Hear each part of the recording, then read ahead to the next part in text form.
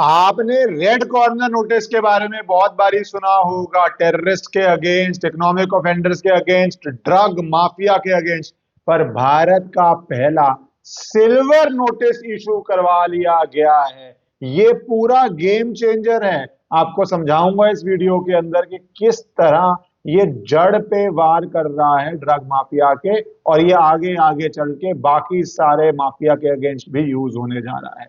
कल मैंने एक वीडियो बना के आपको बताया था 250 करोड़ का जो महाराष्ट्र के अंदर ड्रग हॉल हुआ था, जो रेव पार्टीज का हुआ था, जो लिंक हो रहा था बॉलीवुड के कई सेलिब्रिटीज के साथ, जिसकी वजह से बॉलीवुड के कई सेलिब्रिटीज को समन्स भेजे जा रहे हैं जांच में ज्वाइन करने के लिए। उसके बाद आगे एक्शन लिया जाएगा अगर किसी का रोल पाया जाएगा तो। पर महाराष्ट्र में हो रहा है तो दिल्ली कहाँ पीछे रह सकती है? अनफॉर्चुनेटली क्राइम में एक कंपटीशन चलता है, कहां पे ज्यादा क्राइम हो रहा है। और सरकार का काम है कि ड्रग्स भारत के एक हिस्से में भी मिले, वो नशा पूरे देश में फैला देता है। तो वहां पे 250 करोड़ की प्रोब चल रही है, यहाँ पे 2,500 करोड़ का ड्रग हॉल। 2,500 करोड़, सोचिए कितने हजारों इनफैक्ट लाखों लोगों को बर्बाद कर सकता है। वो पकड़ा गया था नवंबर 2024 में, और नवंबर 2025 तक आते आते सिल्वर नोटिस जिसकी मैं बात कर रहा हूं पहुंच गया हूं। पहले तो समझिए ये था क्या पूरा ड्रामा। ये एक इंडियन पोर्ट में ड्रग्स लैंड होते हैं। ड्रग्स क्या थे? बिगेस्ट कोकेन हॉल इंडिया में कहा जा रहा है। इतनी high purity, 82 KGs of absolute high purity cocaine, जिसको आगे मिक्स करके फिर वो फैलाते हैं। ये एक पोर्ट में आया। पोर्ट का नाम अथॉरिटीज नहीं बता रही क्योंकि ऑनगोइंग इन्वेस्टिगेशन है। फिर वो पोर्ट से जमीन के ट्रांसपोर्ट होते हुए दिल्ली तक पहुंचता है। दिल्ली के अंदर वो कंसाइनमेंट एनसीबी बाद में वेयर हाउस से सीज करती है। वो कंसाइनमेंट का एक डिस्ट्रीब्यूशन साइड है, तो जो लोकल नेटवर्क था वो राउंड अप हो गया। मैंने मुंबई केस की या महाराष्ट्र केस की क्यों बात की? वहां पे भी ड्रग पिंग इंडिया से बाहर बैठ गया था। ये सारे ड्रग लॉर्ड्स इंडिया से बाहर बैठते हैं, वहां पे एक्स्ट्राडिशन कर ली गई है। यहाँ पे क्या हो रहा है जानिए। तो ये ड्रग लॉर्ड जो है, इसका नाम कहा जा रहा है पवन ठाकुर है। ये इंडियन नेशनल है। ये कहा जा रहा है दुबई में रहता है। एनसीबी ने इसको फ्यूजिटिव अक्यूज्ड, जो आपको पता है नए लॉज बन गए हैं, उसमें डिक्लेयर किया और इंटरपोल से कॉर्पोरेशन मांगनी शुरू करी। पैरेलली ईडी ने भी इसके ऊपर केस खोल दिया। अच्छा, ये कोकेन जो किंग पिन है, ये शुरू हुआ था हवाला ऑपरेटर्स। अब मैं सीधा बोलता हूँ, हवाला से, फिर ड्रग्स से, फिर टेरर से, फिर ह्यूमन ट्रैफिकिंग से। ये सारे क्रिमिनल्स एक दूसरी जगह में घुसते रहते हैं। जैसे हम बोलते हैं ना, अगर आप कोर्ट में अच्छे वकील हो तो आप मल्टीपल टाइप्स के मैटर्स करते हो, और वैसे ही ये जो सारा क्रिमिनल अंडरवर्ल्ड है, ये मल्टीपल टाइप्स के क्राइम्स करता है। उसमें कोई संकोच नहीं करता, उनको कोई प्योरिटी नहीं है कि हम ये टाइप कर रहे हैं वो कर रहे हैं। और ड्रग तो वैसे ही सबसे हीनियस है।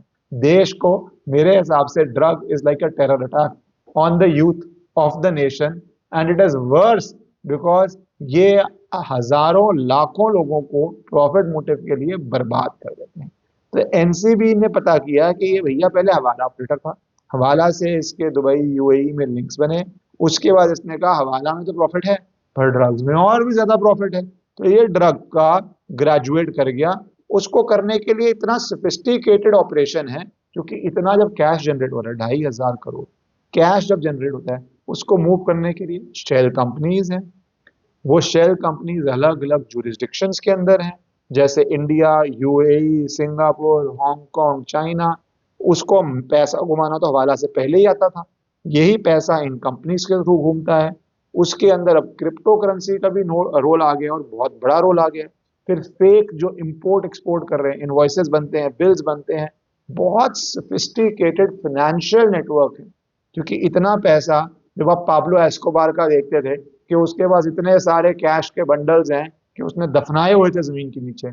इन गोरख धंधों में प्रॉफिट लेवल इस लेवल का है कि अब जो पैसा ग्लोबली मूव करना है, अब सरकार करे क्या? नॉर्मली क्या होता था, रेड कॉर्नर नोटिस होता था और एक्स्ट्राडिशन करवाने की कोशिश होती थी। एक्स्ट्राडिशन आसानी से नहीं होती। मुंबई, जो मैं आपको महाराष्ट्र का केस बता रहा हूँ, जो बॉलीवुड केस मैं बोल दूंगा आसानी के लिए, क्योंकि काफी बॉलीवुड के लोग समन हो रहे हैं, उसके अंदर बड़ी जीत पाई एक्स्ट्राडिशन करवा के। एक्स्ट्राडिशन का process is very very complicated. आपको इंडियन लॉ में तो ऑफेंस होता ही है, आपको जिस भी देश से लाना है उसके लीगल जो रिक्वायरमेंट्स हैं वो सेटिस्फाई करनी पड़ती है। हर डॉक्यूमेंट, और कई बार हजारों पन्नों के डॉक्यूमेंट होते हैं, उनको ट्रांसलेट करना पड़ता है, उनकी भाषा में दिखाना पड़ता है, उनके कोर्ट सिस्टम को कन्विंस करना पड़ता है। फिर उसके बाद डिप्लोमेटिक प्रोसेस है, आपके उस देश से रिश्ते ऐसे होने चाहिए कि वो देश आपकी बात मान के एक्सट्रेडिशन करे। सो आप दो फ्रंट से बैटल लड़ते हैं, legal as well as diplomatic. Maharashtra में हो गया था, यहाँ पे स्ट्रैटेजी थोड़ी डिफरेंट अपनाई, बड़ी इंटरेस्टिंग अपनाई। रेड कॉर्नर में व्यक्ति पकड़ा जाता है, तो यहाँ पे शुरू किया है पहला एवर एनसीबी का द्वारा इंटरपोल ने किया है सिल्वर नोटिस। ये सिल्वर नोटिस कह रहा है ट्रेस द मनी, मतलब जैसे रेड नोटिस में आप एक इंडिविजुअल को ट्रेस करते हैं, ये सिल्वर नोटिस करता है उसके एसेट्स, उसकी प्रॉपर्टीज, उसके बिजनेसेस, उसका सारा फाइनेंशियल फुटप्रिंट, उसकी शेल कंपनीज, उसके अकाउंट्स, और ये जो सारे एक सस्पेक्ट के आगे ये सारे अकाउंट्स हैं, फिर किया जाता है कोशिश कि इन सबको सीज किया जाए।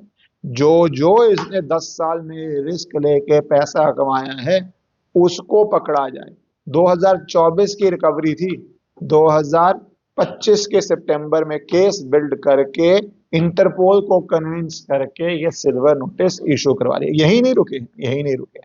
उसके बाद उसके कहा जा रहा है फैंसी विलास हैं, जब इतना पैसा आएगा तो होंगी फैंसी विलास, कार्स, यॉट्स, वो सारी मूवेबल और इमूवेबल प्रॉपर्टी को ट्रेस किया जा रहा है, उस सबको प्रोसीड्स ऑफ क्राइम माना जा रहा है। ये अथॉरिटीज कह रही है एक लैंडमार्क स्टेप है, क्योंकि पहला जो ये सिल्वर नोटिस का यूज हो रहा है इंटरपोल के नारकोटिक्स लिंक केस के अंदर, इससे आप सिर्फ अभी तक सोचिए, नारकोटिक्स कोई नया धंधा तो नहीं है, दाऊद इब्राहिम के टाइम से हम बातें करते हैं, उससे पहले का भी चल रहा है, और क्या किसी का पैसा रिकवर करके हम इस तरह ला पाए हैं?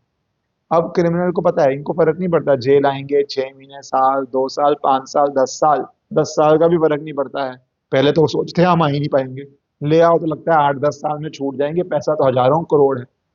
पैसे के पीछे क्वालिटेटिव शिफ्ट हो रहा है, जेल भी सड़ोगे और तुम्हारा जो पैसा है अगर तुम्हें लगता है तुम्हारे परिवार को जाएगा, रिश्तेदारों को जाएगा, वो भी नहीं आएगा। इस नोटिस के बाद जो उसका यूएई में और बाकी देशों में है, सिर्फ यूएई बोल रहे हैं पर बाकी देशों में भी है, तो वो बाकी देशों का भी क्वाइटली काम चल रहा है, वो सरकार कर रही है।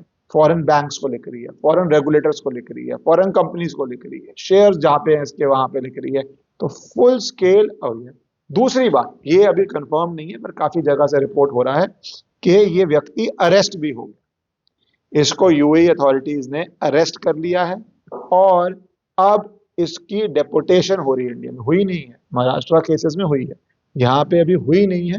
यूएई ने अरेस्ट हो गया है, डेपोटेशन का प्रोसेस चल रहा है और इसको डेपोर्ट किया जाएगा। अब जहां आपको सक्सेस मिली है दूसरे ड्रग केस में, अच्छा यूएई की बात है कि ड्रग पे दे आर वेरी सीरियस। अगर आपके पास डॉक्यूमेंट्स हैं, आप अपना केस प्रूव कर लेते हैं और आपके डिप्लोमेटिक रिश्ते अच्छे, कई लोग कहते हैं यूएई से भारत में डिप्लोमेटिक रिश्ते, यूएई क्या किसी भी देश से, जो बहुत देशों में लोग सरप्राइज होते हैं भारत ने एफर्ट मार के डिप्लोमेटिक रिश्ते क्यों अच्छे करें, ये जरूरी इसलिए क्योंकि आपके देश का क्रिमिनल अगर बाहर बैठा हुआ है, जैसे हम देखते थे ना वो बॉलीवुड की मूवीज में कि हाँ भैया वो बड़े बड़े फोन होते थे, वहां से फोन आ रहे होते थे, माफिया की मूवीज होती थी 80s में 90s में, वो वहां पे बहुत सेफ फील करते हैं, उनकी वो सेफ्टी ही खत्म कर रही है सरकार ऐसे केसेस के दौरान। सो मनी का सिल्वर नोटिस चल रहा है, अरेस्ट हो गया है, अब डिपोर्टेशन की बात हो रही है, और अगर डिपोर्ट होकर जब ये आता है, सोचिए 250 करोड़ एक हॉल में, 2,500 करोड़ दूसरे हॉल में, कहाँ महाराष्ट्र, कहाँ दिल्ली, कितना कहाँ पोर्ट, जिस पोर्ट से आया है, कितना व्यापक ये नेटवर्क है जिसको क्रश करना है। और जो भी इन ड्रग्स को कूल बनाते हैं या लाइफस्टाइल बोलते हैं, उन सब को जरूर आप बॉयकॉट कीजिए। भारत माता की जय।